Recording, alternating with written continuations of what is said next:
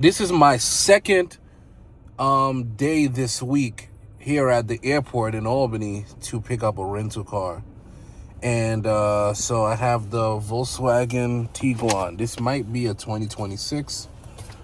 I had a white RAV4 2026 a few days ago, and that was amazing. I saw another one. It's a nice color. But anyway, I was thinking about something.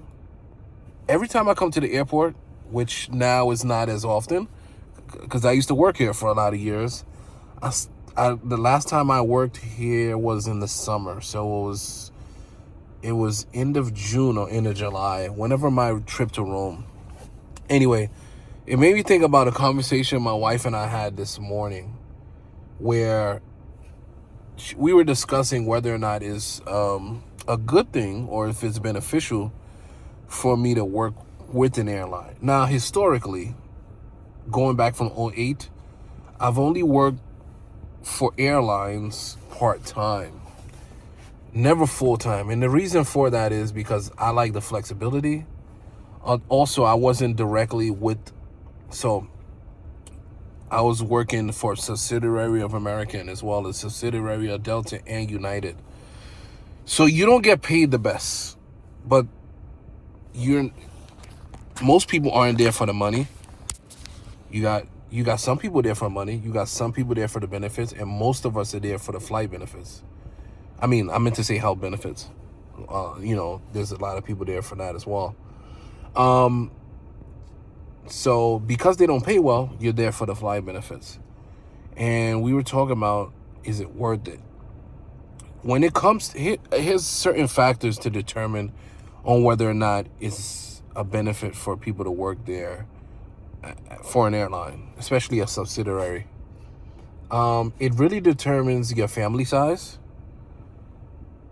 how often you travel, and those are the main ones right there. And are you spontaneous? Those three. Because, like, currently we're a family of three. We have a son. He's gonna be 3 in May next month.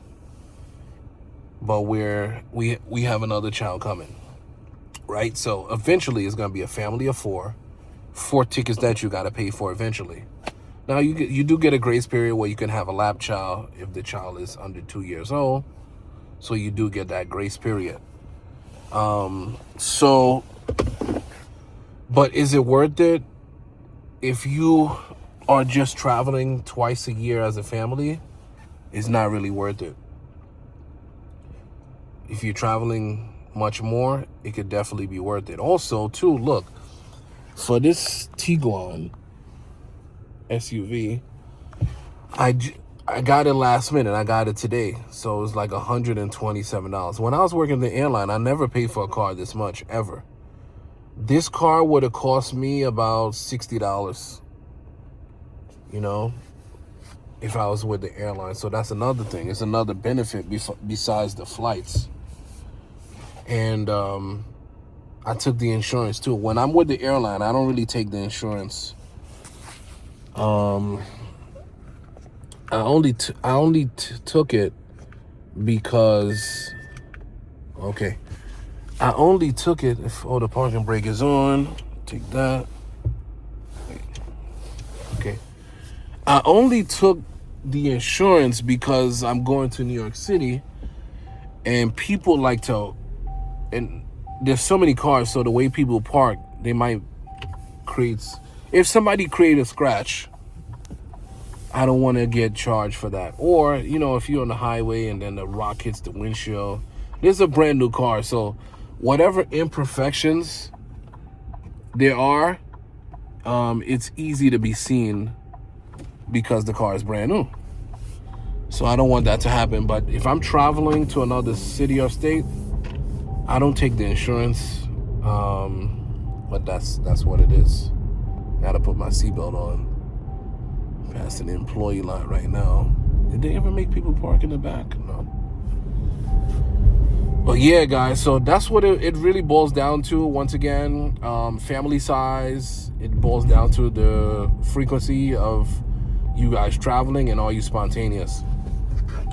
because you don't only have to wait until you get vacation time. You might get a cluster of 3 days off, and then maybe you might want to go eat dinner in another state. You just hop on a flight and you guys go. So it really depends on if you're spontaneous. Another thing is this.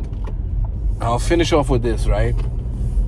My wife is the type where, in her mind, if in 6 months she want to go to Carousel, because she wants to go there. It's just like for a long time she wanted to go to St. Lucia, as did I, but I don't set the order in which place that I go to. You know, working with the airline, you just look at the lay of the land and see what's good, and then you go there accordingly. So if you know you want to go to the Caribbean, all you got to do is pick 4 options, for example, that you want to go to, and those are the ones you look at and see what's the best, and then you go. Because the thinking behind that as well is, eventually I'm going to end up to every single country I want to go to. So the order doesn't matter. The order should only matter if there's a particular show that you want to go attend in a place, or let's say Carnival is going on in Trinidad and you got to get there for that month, then that matters. But if you just want to go to the place, the order shouldn't matter. And that's another way for you guys to save, because countries have peak time and off-peak time. So when it's time for you to travel, look at a few options. Don't just lock in on that one place. Just know eventually you'll get there. You know, just relax. Look at St. Lucia. I paid maybe close to $1,500 for our ticket. If I was working with the airline, that for all 3 of us, it would have been like $500.